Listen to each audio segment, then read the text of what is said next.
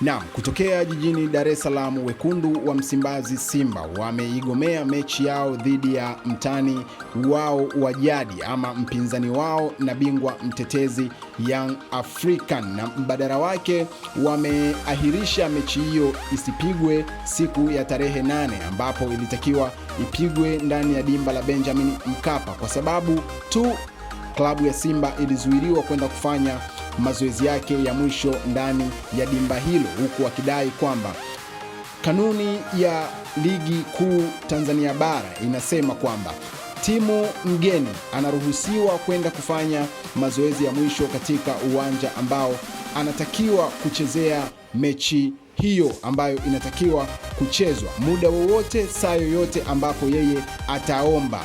Kikubwa ni kutoa taarifa kwamba muda fulani nahitaji kuja kufanya mazoezi, na klabu ya Simba inadai kwamba imekuwaje kuzuiliwa kwao kuingia katika uwanja kwenda kufanya mazoezi ya mwisho, hali ya kuwa tayari walishatoa taarifa kwamba muda fulani tutakuja kufanya mazoezi yetu ya mwisho ili kujiandaa na mechi ambayo tunatakiwa tuicheze na watani wetu.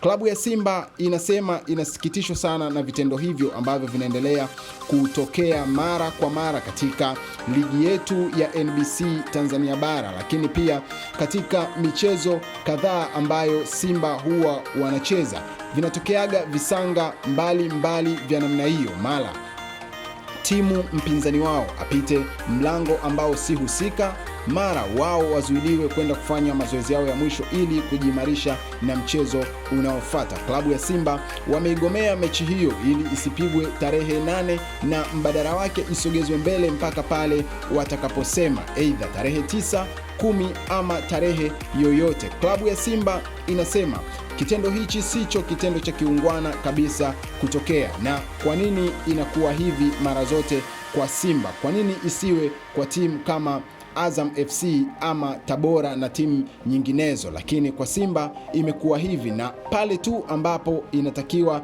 ipigwe mechi ya watani wa jadi. Klabu ya Simba inasema kwamba imani za kishirikina zinatudidimiza katika soka letu la Bongo. Watu wamekalia ushirikina. Mimi ni timu mgeni, naruhusiwa kufanya mazoezi kwenye uwanja ambao nitachezea mechi yangu muda wowote, saa yoyote, iwapo tu nimetoa taarifa. Imekuwaje watu wanazuia mimi nisiende kucheza ama kufanya mazoezi ya mwisho katika uwanja ambao nitakipiga kwa imani zao ambazo wamezishikilia? Naam, hayo ni maneno ya afisa habari wa klabu ya Simba. Ndugu mtazamaji wa World Trending TV, hii ni TV yako ambayo inakusogezea habari za michezo na burudani kila siku. Kama hujasubscribe, gusa neno subscribe kwa taarifa zaidi.